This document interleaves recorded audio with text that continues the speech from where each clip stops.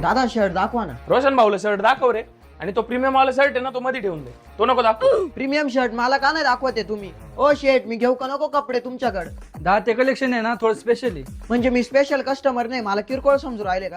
दादा तुम्ही किरकोळ नाहीये, फक्त तो स्टॉक आहे ना थोडासा हाय बजेट आहे, म्हणजे अफोर्डेबल असेल तर बघा तुम्ही, नाही तर मग म्हणून मी बोललो दुसरं कलेक्शन दाखवा असं.